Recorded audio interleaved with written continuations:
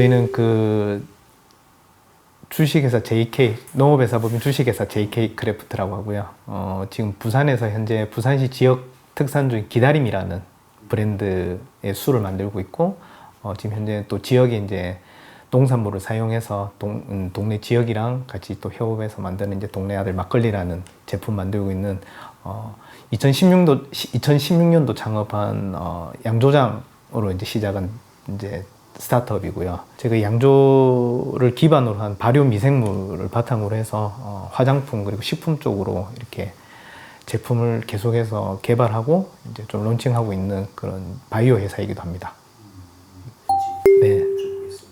네, 저는 뭐 일단은 그 제가 한 20살 때부터 전공을 했던 분야가 좀 주류 뭐 양조, 그다음 발효 이런 쪽으로 제가 자연스럽게 전공을 하기 시작했고요. 그리고 좀 유학을 가서 현지에서 그런 좀 노하우들을 많이 현대 양조에 대한 노하우들을 많이 배웠고, 지금 이제 국내로 제가 와서 좀 국내에 있는 전통주 시장에 있는 그런 노하우들의 현대적인 양조 기법을 좀 보태서 좀 저 나름대로 새로운 분야에 이제 좀 차별성 있는 그런 제품을 만들고자 했던 이제 수제 막걸리를 개발하게 되었습니다. 어떤 준비를 좀 하시는지 여쭤봐도 되겠습니다. 네, 일단 저는 이제 스타트업 막걸리 그 양조장을 스타트업 한다는 그런 취지에서 이제 사업을 시작하다 보니까 제가 생각하는 스타트업은 이제 시장이 가지고 있는 문제점을 발견을 하고 뭐 불편한 점이나 그 시장이 이제 근본적으로 가지고 있는 문제점을 해결해야 된다고 생각을 하고요. 거기에 따른 솔루션을 이제 시장에 제시를 해야지만 이게 제품이나 어떤 아이디어로서 이제 가치가 있다고 생각하거든요. 그래서 그런 생각과 이제 제가 가지고 있는 노하우, 그런 경험으로 이렇게 창업을 시작을 했고요. 제가 우선적으로 가지고 있는 이제 막걸리, 그리고 이제 지금 한국에 있는 발효주들의 문제점이 좀 공장화, 산업화로 이렇게 발전을 하다 보니까 좀 획일적이고 그리고 좀 특징이 없고 개성이 없다는 부분도 물론 있는데요. 일단 술로서 그런 좀 2차적으로 숙취라든지 뭐 두통이라든지 이런 거를 유발할 수 있는 좀 안전상의 문제도 있다. 그래서 실제로 소비자들이 많이 술을 먹고 나서 행업으로 많이 힘들어하고, 그리고 좀 기피하는 현상들 때문에 좀 그 발효주라는 개념이 좀 잘못되어 가고 있다는 부분에서 소비자들한테 바르게 좀 술에 대해서 안내를 하고, 제가 이제 잘할 수 있는 부분은 이런 문화를 새롭게 좀 정립하는 게 제 역할이 아닌가 해서 창업을 하게 되었습니다.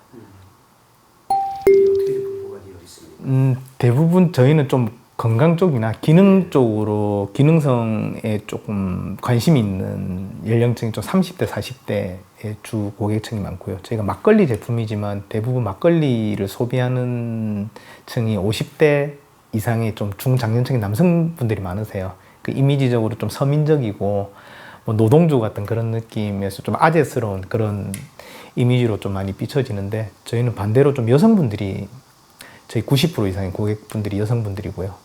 그 중에서 이제 뭐 이게 드시고 났을 때 그다음 속이 편안하다든지 거의 유산균 제품으로 좀 접근하시는 분들도 많이 계시고, 아무래도 이게 알코올감은 있지만 좀 제대로 발효된 술은 사실은 술을 못 드시는 분들이 드셨을 때도 굉장히 이게 몸이 좀 편안함을 많이 느끼세요. 그래서 좀 술이 아니고 그냥 식품으로 좀 접근할 수 있는 그런 유산균 제품, 유산균 음료라고, 알코올성 유산균 음료라고 보시면 될 것 같습니다. 그래서 대부분 여성분들이 많이 선호하시고, 좀 저희도 거기에 맞게 디자인이라든지 브랜딩 자체도 조금 좀 감성적이고 좀 감각적인 부분을 저희도 많이 그 어필을 하려고 노력하고 있습니다. 네, 아무래도 저희는 조금 이렇게 쉽게 접근할 수 있는 술은 아니거든요. 생산량이 좀 한정도 있고요. 그러다 보니까 저희가 좀 뭐 제품도 고가이다 보니까 저희가 이렇게 뭐 타 막걸리 제품들과 이렇게 경쟁을 하면서 이렇게 할 수 있는 그런 제품들은 아니거든요. 그래서 저희가 대부분 이렇게 판매되는 경향은 조금 온라인 쪽이 한 60% 이상으로 해서 조금 많은 편이고요. 나머지는 뭐 백화점이라든지 좀 그래도 가치 소비를 하시는 그 성향의 소비자분들이 많은 그런 쪽에서 좀 고가의 브랜드들이 있는 그런 마켓에서 많이 판매가 되고 있습니다. 옵션은 혹시 어떻게 하시는지 여쭤봐도 되겠습니다. 아, 네. 제품은 사실은 저희가 말 그대로 기존에 없던 제품에 가깝거든요. 그래서 새롭게 이렇게 하는 카테고리에, 새로운 카테고리의 제품이 되다 보니까 실질적으로 기존 막걸리를 소비하는 마켓에서는 조금 비싸다는 불평을 받을 수 있고요. 혹은 좀 와인이라든지 이런 고급 마켓에서는 또 좀 막걸리라는 편견 때문에 아무래도 좀 선입견을 가지고 보시는 고객들도 많이 있거든요. 그래서 저희 같은 경우는 일단 부산 지역의 그런 저희가 기다림이라는 브랜드는 사실은 이제 부산 지역쌀을 사용을 하고 부산의 이제 시와의 동백꽃을 이렇게 형상화한 그런 술이거든요. 그래서 아무래도 저희가 술에 대해서 이제 부산시 지역과 이제 같이 공동 마케팅을 하는 지역과 상생하는 그런 프로젝트로 좀 많이 홍보도 하고요. 그런 이벤트나 그다음 박람회 통해서 그렇게 처음에 프로모션을 많이 진행을 했었고 뭐 1년 매년 이렇게 좀 눈에 보일 만큼 저희를 소비하는 그런 소비층이 좀 보이더라고요. 지역부터 이렇게 조금 입소문을 통해서 알려지기 시작하면서 이제 지금은 전국적으로 판매가 되고 있는 그런 뭐 이렇게 프로세스로 제가 진행이 되었다고 보시면 될 것 같습니다. 현황들이 어떻게 되는지 여쭤봐도 되겠습니다. 네, 지금 저희 JK 크래프트는 지금 저 포함해서 7명 정도 구성이 돼 있고요. 뭐 생산 팀이랑 이제 관리팀 이렇게 전체적으로 구성이 돼 있고요. 제가 이제 혼자 이렇게 창업했던 역할들을 이제 좀 전문적이고 그리고 이제 대부분 제가 20대, 30대 좀 젊은 인원들로 다 구성이 돼 있어요. 그래서 좀 패기 있고 좀 크리에이티브하게 막걸리라는 전통적인 소재를 조금 현대적으로 같이 해석해 줄 수 있는 그런 팀원들이랑 같이 일을 하고 있고요. 좀 즐겁게, 굉장히 즐겁게 매일매일 즐겁게 일을 하고 있는 중이고요. 제가 이제 이걸 양조 사업을 하면서부터 이제 계속 이제 발효 미생물에 좀 관심이 많았습니다. 이제 한국의 이제 전통주 문화가 이제 일제강점기라는 시대를 거쳤잖아요. 그래서 그 기간 동안 사실은 그 전통 집에서 이렇게 엄마 할머니들이 집에서 이렇게 손수 빚어 먹던 문화가 술을 빚어 먹던 문화가 사실은 요새 말하는 그 마이크로 브루어리 소규모 양조장으로 말씀을 드릴 수 있거든요. 근데 그런 문화들이 사실 일제강점기를 통해서 이렇게 없어지고 안타까운 얘기지만 99% 정도 일본에서 효모를 수입을 해서 저희가 막걸리나 술을 계속 만들어 왔거든요.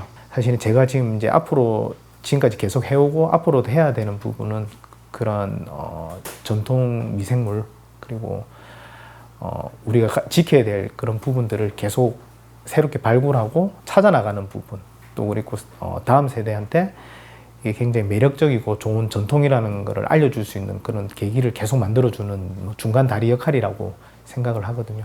저는 이제 막걸리에 있는 그 발효균에 좀 많이 치중을 하고 있고요. 제 좀 보물 같은 존재들이거든요. 그래서 이걸 중심으로 해서 우리 인체에 필요한 그런 유익균들을 찾아내고 그런 걸 바탕으로 해서 화장품이나 우리 건강에 그 몸에 적합한 그런 토종균들을 찾아내는 그런 바이오적인 그런 요소를 찾아내는 그 작업에 좀 집중하고 있고요. 그런 단계에서 이제 제가 한 2017년 정도부터 이제 화장품 발효 이제 막걸리 효모 샴푸라든지 이런 발효 화장품들이 나오기 시작했고요. 이제 최근에는 조금 젊은 소비자들한테 다이어트 쪽으로 좀 이렇게 인기가 좋은 이제 막걸리에서 추출한 분리한 토종 유산균이 있어요. 100일 발효된 이제 유산균을 중심으로 해서 유산균 젤리라든지 요렇게 이제 지금 최근에 좀 트렌디한 제품들도 좀 만들어가고 있는 중입니다. 그리고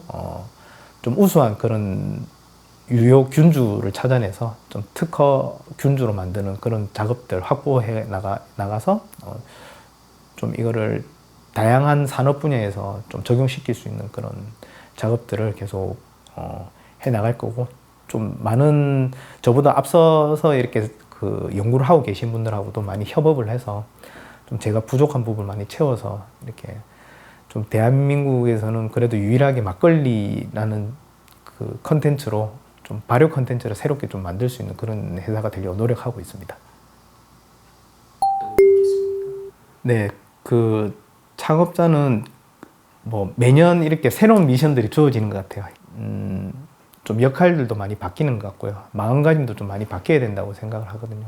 뭐 저뿐만 아니라 스타트업들이 이제 장점이 이제 단점이 빠르게 시대에 대응을 해야 되고 또 반대로 좀 꾸준하게 또 하는 좀 끈기도 필요하고요.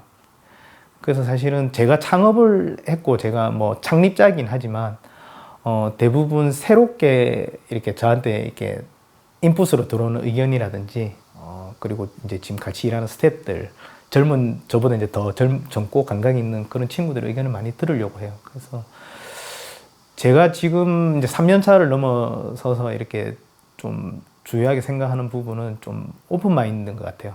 그리고 항상 긍정적으로 생각을 하면서도 또 굉장히 좀 나름대로 고집도 가지고 있어야 되고, 그러니까 외유내강이라고 해야 되겠죠. 예, 좀 누구든지 의견을 들을 준비도 돼 있어야 되고, 하지만 속은 굉장히 단단하게 가져가야 되는 그런 양면성이 있어야지만 저는 아무래도 이게 성공으로 갈지 간다 못 간다가 아니고 이 시장에서 충분히 버틸 만한 그런 자질이 있지 않나라는 생각이 들고요. 그래서 뭐 모르겠습니다. 자기가 창업하는 아이템에 대해서 당연하게 뭐 이해를 잘해야 되고 기술적으로도 완벽해지려고 노력하는 그런 부분도 기술적인 부분도 보완이 많이 돼야 되겠지만 사실은 그런 것보다 멘탈이라든지 마인드적인 그런 부분이 사실은 항상 흔들리지 않고 가야 되고 스타트업들은 항상 불안한 게 사실은 당연한 거예요. 리스크를 안고 있고 당연히 리스크를 뛰어넘어야지만 그 어떤 저희가 원하는 목표점에 가는 게 정해져 있기 때문에 예, 그런 마인드적인 부분을 잘 챙겨야 되는 게 아닌가라는 생각이 듭니다. 어떤 조언을 좀 해주시겠습니까? 저도 이제 창업을 지금 사실은 기회가 3번째 주어지는 창업인데요. 때로는 너무 과감해서 실패를 하는 경우도 있고요. 내가 하면 다 될 것 같다는 생각이 너무 자신감이 넘치는 적도 있고, 때로는 너무 준비를 많이 하려고 하다가 실패를 하는 경우도 있고요. 그래서 사실은 먼저 작은 시도를 계속 해 나가는 과정들이 사실 스타트업들은 필요하다고 생각하거든요. 그래서 너무 무모하게 크게 도전, 한 번에 뭔가를 방향을 바꿀 만한 성공을 거둘 만한 그런 기대치를 갖는 것보다 저는 감당할 수 있는 작은 실패를 계속 경험을 하는 게 좋을 것 같고, 때로는 이제 무모하게도 도전을 하지만 내가 감당할 수 있으면 무모하게 도전해도 좋다는 생각을 합니다. 그래서 그런 도전하겠다는 마음까지 접으면 안 된다고, 스타트업에 자격이 없다고 생각하고요. 하지만 때로는 조금 리스크 관리도 할 줄 아는 그런 좀 책임감 있는, 저희는 어차피 스타트업의 대표이기 때문에 뭐 1인 기업이든 직원이 10명이 되든 사실은 회사를 책임져야 된다는 그런 좀 단단한 마음으로 해야 될 것 같습니다. 저는 사실은 그 이전에 몇 번 이렇게 실패를 경험했던 부분은 사실 교육을 받은 적이 없었어요. 그냥 말 그대로 주먹구구식의 경험을 직접 부딪혀 가면서 하는 경험들이 대부분이었는데요. 그런 경험들이 실질적으로 제가 이후에 창업사관학교라는 과정을 통해서 이론적으로 교육을 받다 보니까 좀 이게 전에 제가 실패를 했던 원인과 분석이 되더라고요. 그래서 아마 교육을 받을 당시에는 그렇게 크게 이론적이기 때문에 우리가 이게 직접 경험을 못 해본 분야를 그냥 책이나 어떤 사례를 통해서 경험을 한다는 게 크게 와닿지 않을 수도 있는데요. 저희가 이거를 다 전체적인 구성 요소를 이제 스타트업들이 필요한 구성 요소를 다 스터디를 하고 시작한다는 건 좀 무리가 있겠지만 그래도 기본적인 자질, 그러니까 창업가의 자질에 대해서는 기본적으로 회사를 운영하고 회사가 어떻게 운영이 되고 구성이 어떻게 되는지에 대해서는 이해 정도는 하고 시작을 해야 되는데요. 저는 이제 창업사관학교 통해서 사실은 그런 기본적인, 어떻게 보면 그냥 경험을 해볼 수도 있지만 경험을 하지 않고도 그냥 다른 실패 사례를 통해서 많이 보거든요. 그래서 그런 교육은 좀 필요하다. 타 회사의 경험하는 걸 보면서 간접 경험을 해보는 것도 공부다 생각 들고요. 그런 부분에서는 어떤 큰 틀에서의 공부는 꼭 필요하다고 생각을 하고요. 나머지 부분은 꼭 이론적으로 창업을 했을 때 적용이 되는 부분은 아니니 꼭 거기에 너무 얽매일 필요는 없다고 생각을 합니다. 예.